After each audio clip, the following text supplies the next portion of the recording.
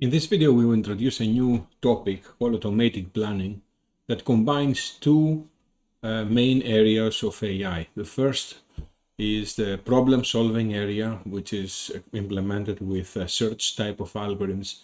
And the second is the area that we have seen in a different video that it was associated with logical agents and propositional logic. So in this automated kind of planning, the use case that we actually can see and implement is a use case associated with determining a sequence of actions that ultimately will actually result into us, the agent, reaching, if you like, a desired goal state, starting from some initial state. So it's a type of planning that is going to be called planning without interactions, because later in another video, in a different, if you like, topic, we will actually see planning, but with interactions with the environment. So right now we are not having interactions, and things will become a bit more complicated with those interactions being in place. So one of the things that we can actually start is to just go to the site and actually see what is effectively a good initial kind of application or use case that we can actually motivate the discussion. And here it is. You have a planning problem to solve where you need to determine the sequence of actions that it will take the system from the initial state, where effectively you have a crane that it is handling the containers C1 and C2, and is using for the transportation of those containers truck R1. The containers are in some kind of position P1, and this is the initial kind of state.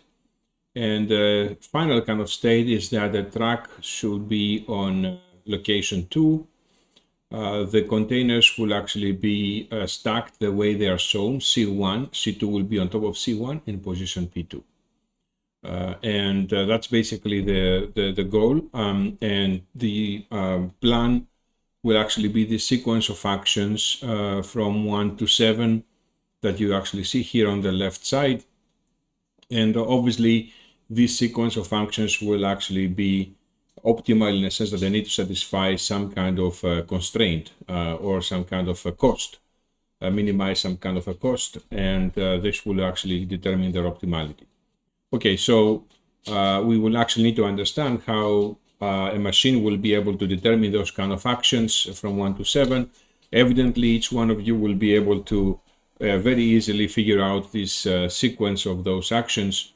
But the question is how we can actually teach the machine how to do that. So we'll attack this problem, this planning problem, and similar planning problems such as this with a new representation language, which is actually called Planning Domain Definition Language, or PDDL.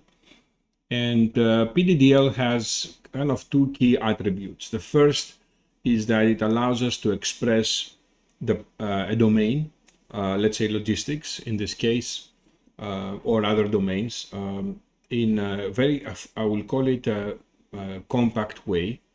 And this is in contrast to what we have seen earlier, where with, let's say, logical agents, we have seen an agent trying to behave optimally, let's say retrieve the gold in a rumpus kind of world, but this behavior was also accompanied with a combinatorial explosion of, as the agent actually was moving, we actually were seeing the knowledge base being constantly kind of expanding, and the whole solution became sort of a fairly difficult as the time was going by. So that's one problem that the PDDL will actually provide to us and solve for us.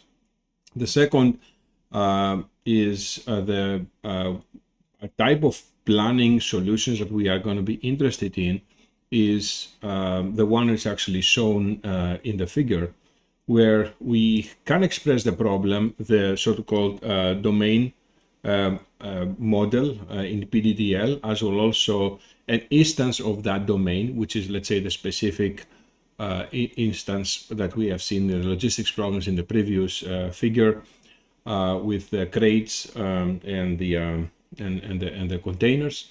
And solve this, provide those as input, and solve this planning problem in a domain independent way, which means that we don't have to go ahead and specify algorithms that are very much domain dependent. They are sort of make usage of a domain expertise, but they are algorithms which are going to be decoupled from the domain, and therefore they are fairly general. And this kind of somehow rhymes with neural networks we have seen in that earlier kind of discussion in the perception, where we have seen that architectures of neural networks, the connectionism kind of, if you like, paradigm allows for some kind of a generic machine that will actually learn patterns from data. So it's kind of similar kind of analogy we have here, but in the kind of a planning space. Obviously, there is a trade-off. If you have domain expertise and you are able to use domain expertise, potentially you can actually come up with a much more efficient plans. But at the same time, you are losing that kind of generality we're actually seeking here.